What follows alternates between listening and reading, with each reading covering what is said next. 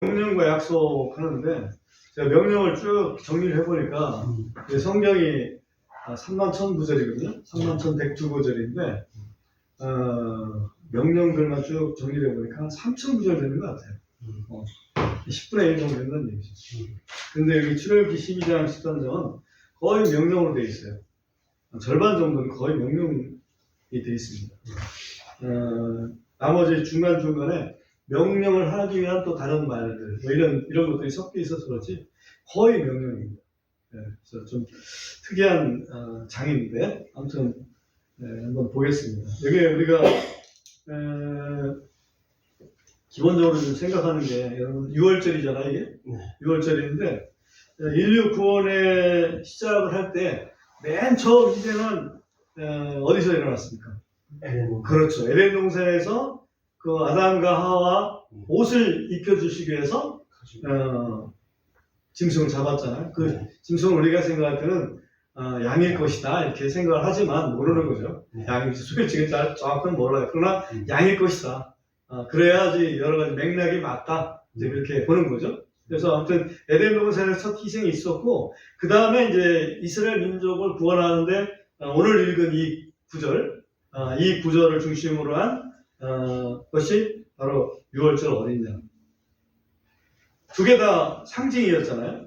그리고 마침내 그 상징이 실체로 실현된 건 바로 예수 그리스도의 십자가. 그래서 이 세 가지가 어떻게 보면 큰 맥락인데, 참고로 연대를 본다면 에덴 동산에서 그 일이 있었던 때가 BC 4004년으로 계산이 됩니다. 근데 이거 유대인들이 계산하는 방식하고 좀 다른 것 같아요. 유대인들은 아직 BC 4000년이 아니고 그보다 좀 짧은 것 같더라고요. 정확히 제가 기억을 못합니다만 저는 이제 성경책을 가지고 있는 거 가지고 연대한 거랑 또 이 성경학자들이 한 거 그 기준으로 해서 봤을 때 에덴 동산에서 쫓겨났을 때가 4004년이거든. 그래서 BC 4004년도에 가죽옷을 입고 쫓겨났으니까 그렇게 본 겁니다. 그리고 나서 이스라엘 민족이 출애굽할 때 그 어린 양을 잡아서 오늘 그 자기들이 머문 그 집에다가 어린 양의 피로써 묻힐 때 그때가 기원전 1491년도로 추산이 됩니다. 1491년. 그리고 예수님께서 십자가에 못 박혔을 때가 AD 30년. 그러니까 4004년, 1491년, 30년. 어떤 그 텀이 이렇게 정확하게 딱 나눠지진 않아요. 아무튼 그런 연대를 가지고 있고, 그 다음에 이제 또 하나 생각하는 것은 그 어린 양하고 그 다음에 6월절 어린 양 그 사이에 세상을 한번 심판하신 적이 있어요. 뭘로? 노아의 홍수로. 그렇지. 그때가 계산해 보면 BC 2348년도예요. 우리 단군 조선이 시작한 데가 2333년이라잖아요. 2333년인데 그거보다 몇 년 정도 걸리냐면 한 15년 빠른 거예요. 그러니까 15년 만에 단군이 우리나라까지 왔는지 그건 좀 잘 모르겠어요. 그러니까 2333년이 이게 허구인지 아니면 뭔가 그래도 근거가 있는지 그건 모르겠어요. 15년 동안 올 수는 있지. 그죠? 올 수는 있어요. 근데 아무튼 단군 전에 홍수는 있었다. 이렇게 이해를 하면 될 것 같아요. 그리고 앞으로 남은 심판이 불심판인데 이 불심판은 천년왕국 끝나야 되는 거죠. 그죠? 천년왕국 끝나야 완전히 새하늘 새 땅 만들기 위해서 이 불심판으로 마지막을 마무리하게 되겠습니다. 그리고 그 사이에 또 있었던 일을 보면 BC 3017년도 그때가 에녹이 승천합니다. 그러니까 노아의 홍수 전에 에녹이 승천해요. 그 다음에 엘리야는 BC 855년도에 승천을 합니다.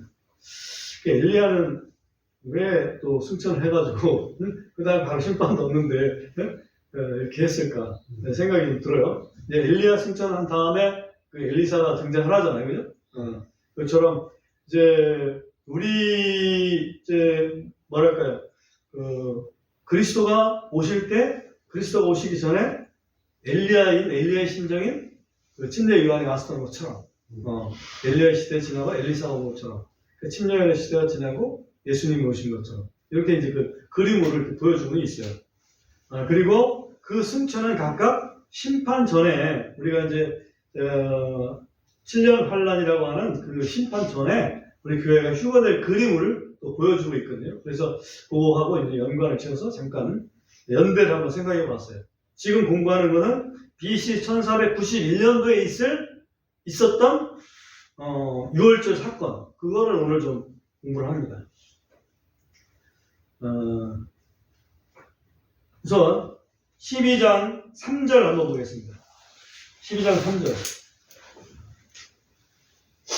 너희는 이스라엘 온 회중에게 말하 이르기를 이달 10일에 그들이 자기들을 위해 각 사람이 어린 양을 취하되 자기 조상들의 집에 따라 한 집에 어린 양 한 마리를 취할지니라.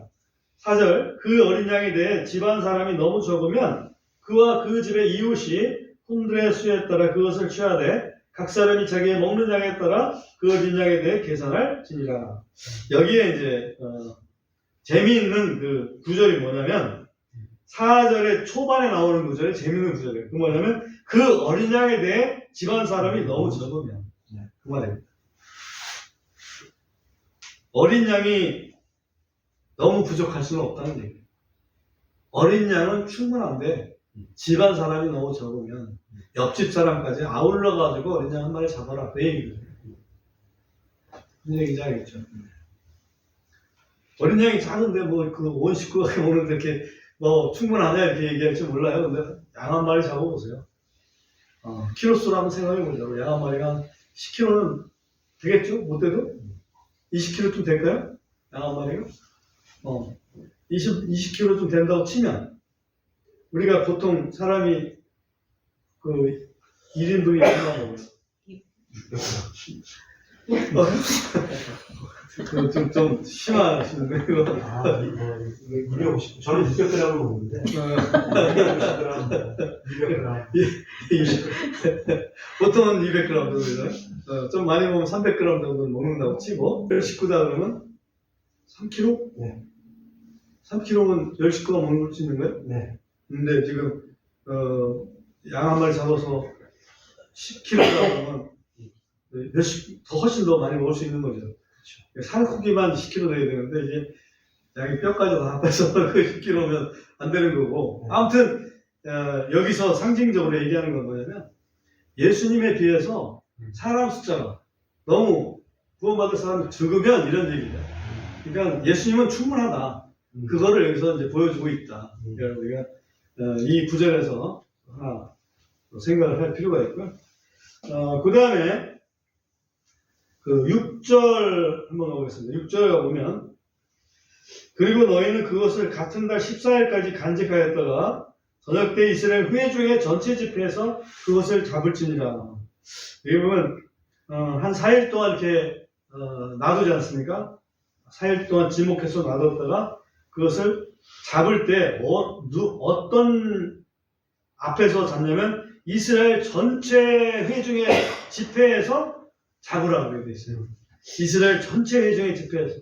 그러니까 알아서 잡는 게 아니라 전체 회중의 집회에서 잡고 각각 집으로 가는 거죠. 그래서 이것은 이스라엘에 속한 모든 가족의 대표들이 어린 양들을 잡을 책임이 있다. 그렇죠?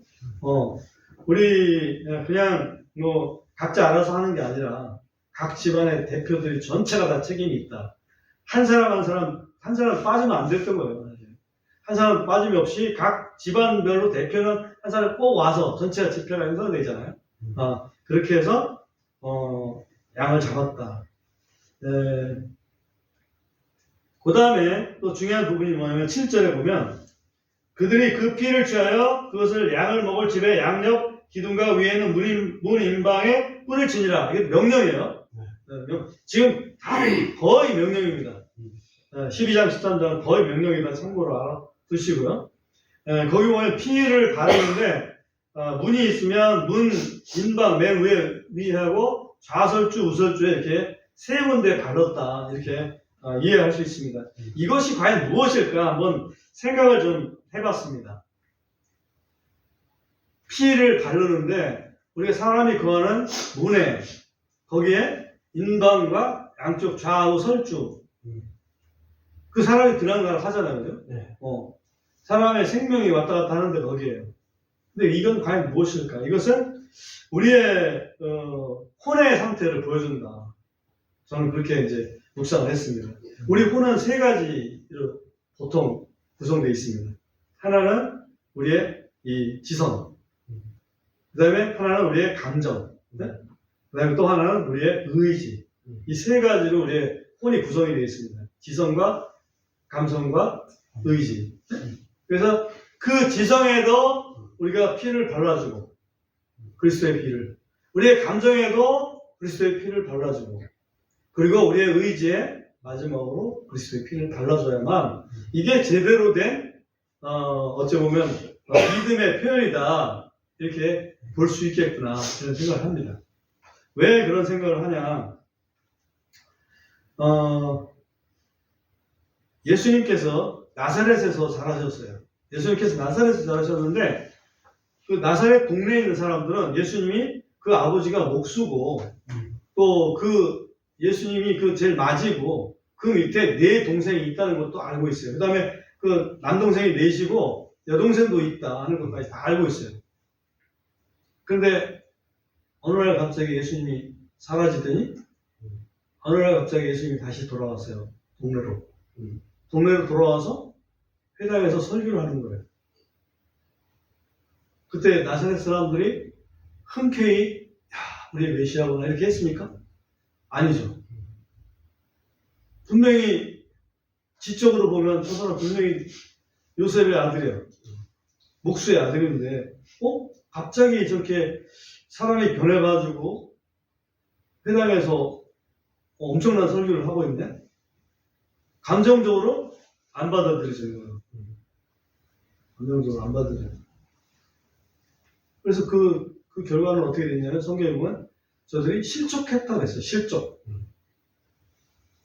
실족했다는 거를 여러분 실족했다는 거 많이 쓰잖아요. 신앙생활은 실족했나 보다 이런 말 쓰는데 실족 일을 실적 발족자니까 발이 어딘가에 빠졌구나 이렇게 쉽게는 생각을 하는데 영어나 또는 그 원어를 번역했기 때문에 그 원어나 그런 의미에서 본다면 어떤 의미가 있는지 그걸 살펴보면 여러분 오펜드라는 말이 있어요. 오펜드. 그래서 오펜드라는 말은 그런 게 있어요. 감정이 상하다. 감정을 상하게 하다. 그러니까 이 나사렛 사람들, 동네 사람들이 예수님 때문에 감정이 상했다 이게. 왜 감정이 상할 이유가 뭐 있어요? 예수님을 인정하면 되는데 인정 못하는 거야. 어떻게 저 사람이 우리가 뻔히 알던 저 사람인데 목수 아들인데 왜 갑자기 나타나서 그 메시아 행세를 하고 있는 거야? 감정이 상했어요. 감정이 상하니까 뭐래? 믿어요? 안 믿지. 불신했어요. 불신하다 보니까 예수님께서 거기서는 큰 기적을 행하지 않으셨다. 소수의 병인에게만 이렇게 안수해서 고쳐주시고 큰 일은 안 하셨다. 그리고 그 마을을 떠납니다.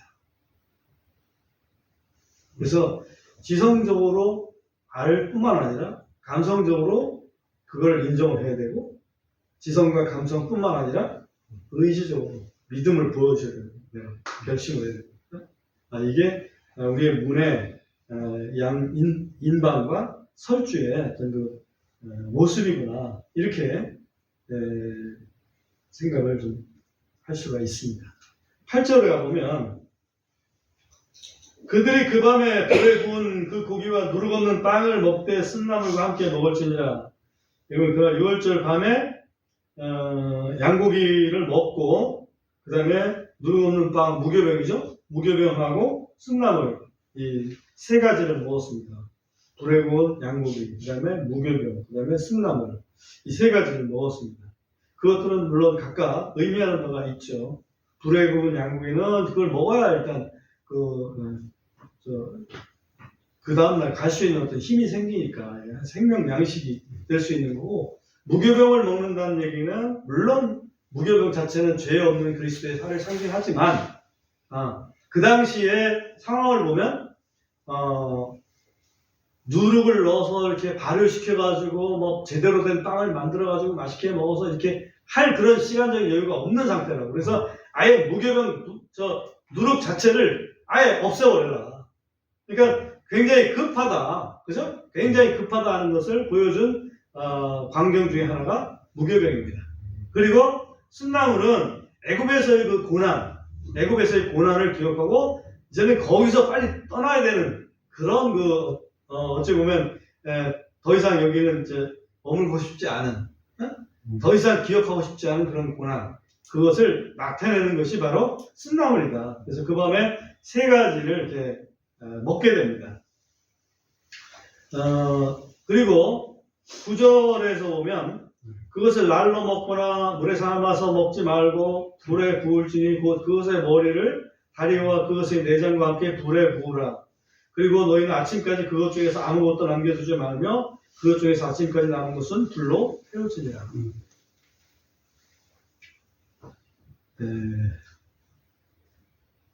삶아서 먹거나 뭐 그런 게 아닙니다. 불에 구워서 다 먹습니다. 불에 구워서 완전히 하나님께 드리는 거 언제라고 그러잖아요? 우리를 완전히 드리는 거. 그러니까 그리스도께서 사실은 그의 몸을 완전히 드리셨지 뭐 일부는 삶아주고 일부는 뭐 이렇게 그렇게 하지 않았어요. 응? 우리한테 맡기지 않고 완전히 주신 것을 여기서 알 수가 있고요. 그 다음에 특별히 11절에 보면 너희는 그것을 이렇게 먹을지니 이것도 명령입니다. 곧 허리에 띠를 띠고 발에 신을 신고 손에 지팡이를 잡고 급히 먹으라. 그것이 주의 유월절이니라. 그래서 여기서 키는 급히 먹으라 그 얘기죠. 허리에 띠를 띠고 진리의 허리띠를 띠라고 그랬죠. 발에 신을 신고 복음의 신발을 신으라고 그랬죠. 손에 지팡이를 짚고 권능의 지팡이에요. 그 진리의 지팡이잖아요. 그래서 물론 그런 것도 있지만 사실은 다 준비된 상태로 급히 지금 먹어야 된다. 먹고서 이제 출발해야 되니까 먹고 난 다음에 천천히 뭐 다시 목욕하고 뭐 이렇게 해서 갈 게 아니고 준비 다 해놓고 그 다음에 먹고 바로 출발해야 되는, 먹고 마시는 그런 즐기는 잔치가 아니에요. 유월절은 절대로. 유월절은 먹고 마시는 잔치가 아니라 새로운 출발을 위한 힘을 다해서 준비하는 그런 그 절기가 유월절이에요. 급히 서두르지 않으면 심판을 면할 수 없는 것이 유월절이라는 거죠. 급히 서둘러야 되는 거예요. 그래서 14절에 보면 이날은 너희에게 기념일이 될지니 너희가 이날을 너희 대대로 주께 명절로 지키고 규례에 따라 그것을 영원토록 명절로 지킬지니라 그랬단 말이에요. 14절에. 그래서 키는 13절인데요. 나머지는 다 봤죠. 13절. 키는 13절입니다. 13절 다시 한번 보면 그 피가 너희가 있는 집들 위에서 너희를 위한 표가 되게 할지니라. 내가 그 피를 볼 때 너희를 넘어가리니 내가 이집트 땅을 칠 때 그 재앙이 너희 위에 임하여 너희를 멸하지 아니하리라. 그래서 죽음의 천사가 이집트 집집마다 다닐 때 이스라엘 민족들이 거하는 집에는 거기에 문 설주와 문 인방에 어린 양의 피가 발라져 있었어요. 피가 발라져 있어서 그 피만 딱 보면 이제는 죽음의 천사가 그 집은 들어갈 필요 없구나. 나는 일단 만족했어. 그리스도의 피로 만족했다. 어린 양의 피로 만족했어. 그래서 그 집 넘어가고 또 다른 집 가고 다른 집 가고 이렇게 이제 했던 거죠.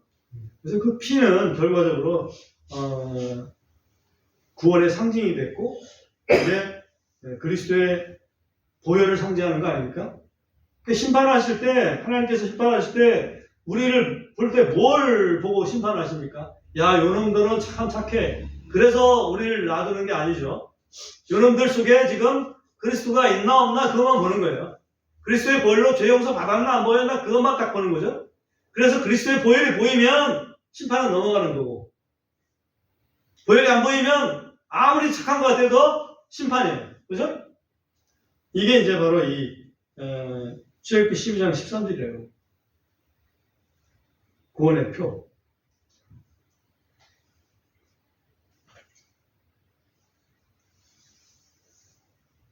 그 다음에 요 6월절이 딱 끝나자마자 6월절이 시작되자마자 끝나자마자 다시 시작되자마자 같이 시작되는 절기가 있는데 무교절입니다. 그게 15절 하면 너희는 7일 동안 누룩 없는 빵을 먹을 것이요. 그 첫째 날에 너희 집들에서 누룩을 제거할지니라. 이는 누구든지 첫째 날부터 일곱째 날까지 누룩 있는 빵을 먹는 그 혼은 이스라엘에서 끊어질 것이기 때문이라. 여기 누룩을 없는 빵을 먹는 그 절기를 무교절이라고 합니다. 그래서 이것은 우리 근본주의 침례 신학교에서는 이거는 굉장히 또 그 순서를 굉장히 강조를 해요. 6월절 다음에 무교절이다. 무교절 다음에 6월절이 아니고 6월절 다음에 무교절이다. 이걸 굉장히 강조를 해요. 그래서 무교절이라는 것은 어느 정도의 거룩한 삶, 그죠? 누룩 자체는 죄니까 죄 없는 삶. 그러니까 우리 그리스도인들은 구원받고 난 다음에 죄 없는 삶으로 연결돼야 된다. 이걸 굉장히 강조해요. 근본주의 신학교에서 얘기를 합니다. 거꾸로 거룩한 삶을 산다고 해서 구원받는 거 아니다. 그죠? 맞죠? 무교절을 먼저 지키고 6월절 지키는 게 아니라는 얘기지. 6월절 시작하고 이어지는 게 무교절이다. 맞는 말씀이지만 6월절과 무교절은 사실은 성경에도 보면 6월절이라고 하고 무교절이라고 하고 같은 절기의 이름을 같이 부르는 것이 그 누가복음에 나오거든요. 그래서 그런 면에서 보면 그걸 이렇게 분리해서 이렇게 굳이 이렇게 볼 필요는 없어요. 그러나 상징적인 면이 있으니까 6월절 지난 다음에 무교절 이어지는 것은 우리가 구원받은 다음에 거룩한 삶을 여기서 보여준다. 6월절을 지키지 않은 경우, 6월절을 지키지 않은 경우는 29절로 넘어갑니다. 29절로 넘어가면 또 이 일이 일어났으니 곧 한밤중에 주께서 이집트 땅에 처음 난 모든 것, 곧 왕자에 앉은 파라오의 처음 난 자로부터 깊은 옥에 갇힌 모든 처음 난 자까지 다 치시고 또 가축의 처음 난 모든 것을 치셨더라. 그 밤에 파라오와 그의 모든 신하들과 이집트의 모든 이런 사람들이 일어나고 이집트에 큰 울부짖음이 있었으니 이는 그곳에서 사람이 죽지 아니한 집이 하나도 없었기 때문이더라. 2월절의 그 심판의 결과입니다. 그래서 피가 없는 이집트 사람들의 그 집은 집집마다 생명을 상징하는, 생명의 기력의 시작을 상징하는 장자들, 그리고 짐승들도 첫 새끼들 다 죽어나갔습니다. 그 결과는 어떻겠습니까?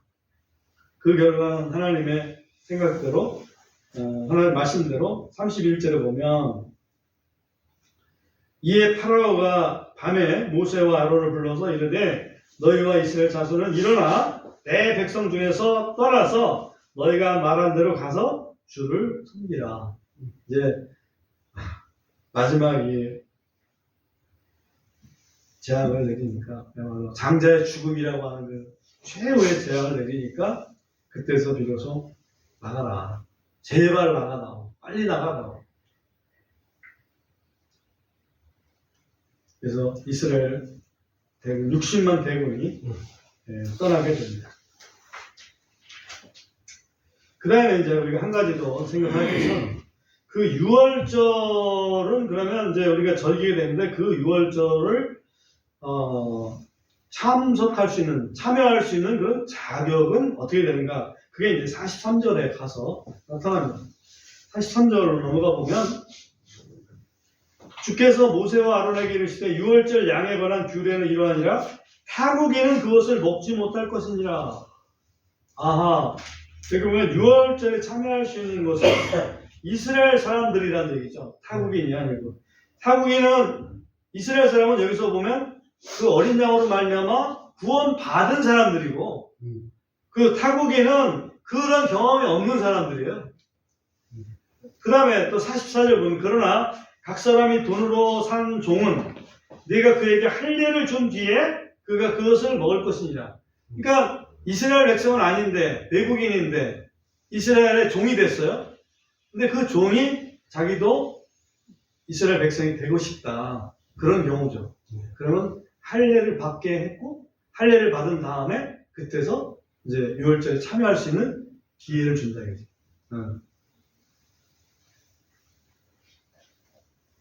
그 다음에 45절을 보면 외국인과 품꾼은 그것을 먹지 못할 것이니라. 이거 무슨 얘기냐면 외국인과 품꾼 이것은 종도 아니죠. 네. 그러니까 유대인이 되고자 하는 그런 마음이 전혀 없는 사람들이라고. 이 사람들은 불가요. 불가. 그 다음에 46절에 가보면 한 집에서 그것을 먹되 너는 그 고기를 조금이라도 집 밖으로 가지고 나가지 말고 또 너희는 그것에 뼈도 꺾지 마라. 여기 뼈도 꺾지 말라는 것 때문에 이거 구절을 굳이 읽었어요. 네. 그러니까 어린 양을 잡는데 뼈를 이렇게 꺾지 않고 고기를 굽는 방법은 통바베큐 하는 방법밖에 없어요. 그 통바베큐를 해서 거기서 살을 발라서 먹고 뼈는 그대로 꺾지 않는다. 왜 꺾지 않는다 그랬죠 성경에? 예수님 뼈가. 그렇지, 예수님 뼈가 꺾일 수가 없기 때문에. 네. 네, 이게 언제 이루어졌습니까? 골고다 언덕에서 십자가에서. 그렇습니다. 바로 그 부분을 우리가 한번 찾아봐야 되는데요. 요한복음 19장 33절을 한번 보겠습니다.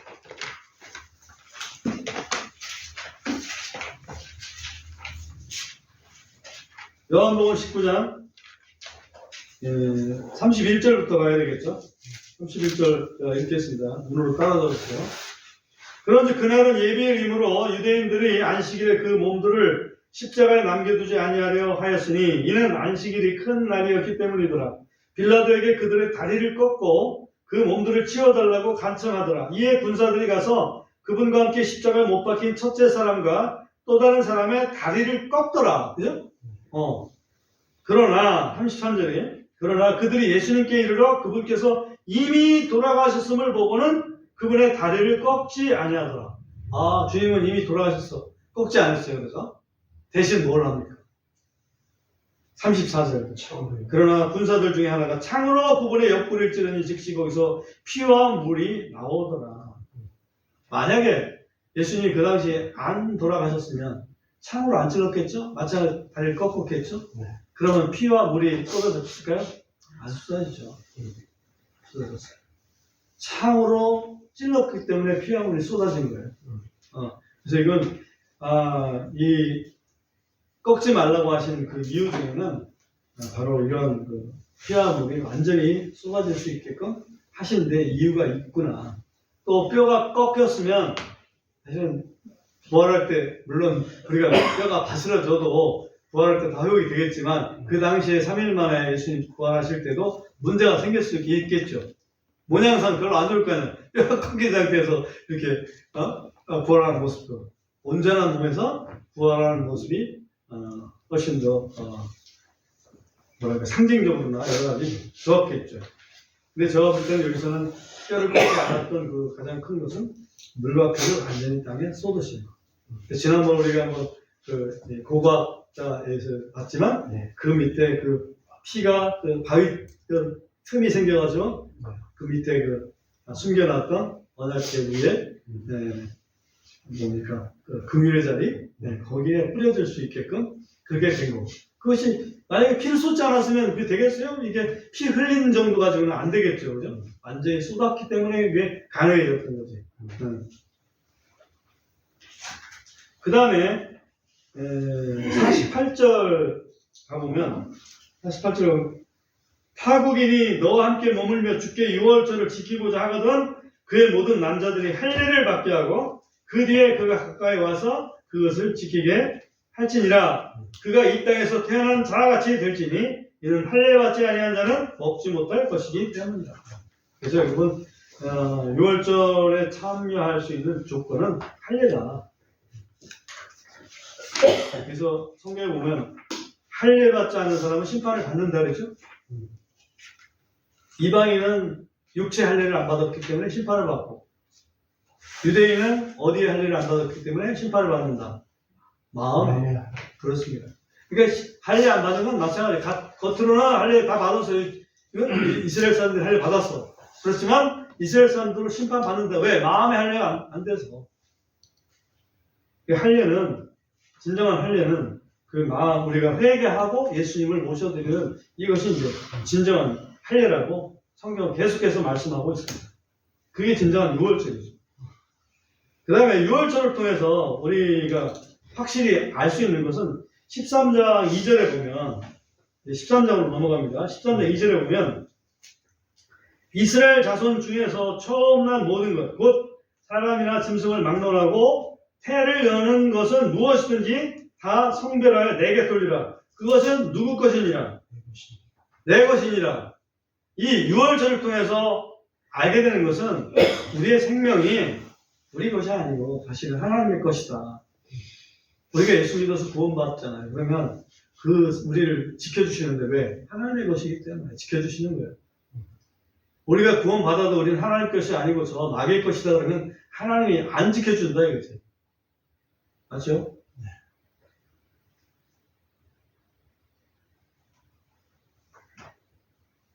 (13장) 12장하고 13장에서 계속해서 보여주는 것은 이 생명의 시작, 첫 새끼의 수컷,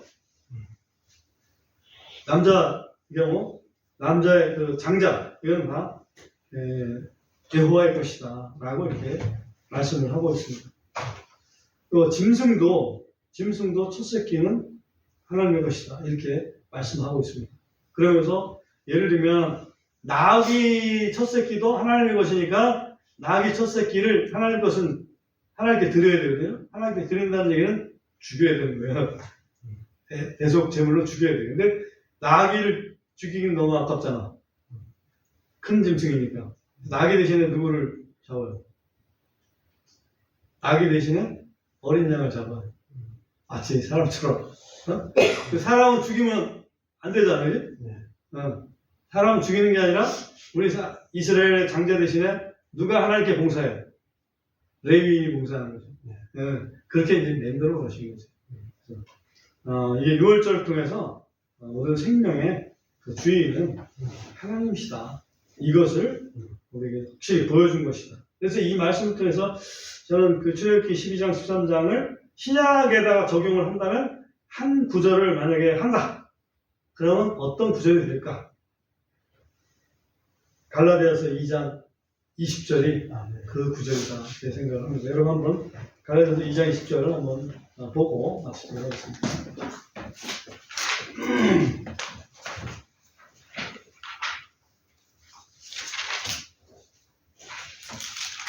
갈라디아서 2장 20절 찾으셨으면 한번 같이 읽어보겠습니다. 시작.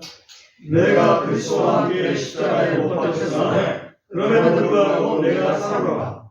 그러나 내가 아니요 다만 그리스도께서 내 안에 사시는 것이며 내가 지금 육체 안에 사는 삶은 나를 사랑하사 나를 위해 자신을 주신 하나님의 아들의 믿음으로 사는 것이라. 하나님의 예수 믿음으로 사는 것이다. 우리가 살아있다는 것은 예수님 때문에 우리가 이제 생명을 얻었다. 그러니까 이제는 그 나를 위해서 죽었다 살아나신 예수님, 나의 진정 주인이신 그 예수님을 위해서 예수님의 뜻을 생각하고 살아야 되겠다. 그거죠.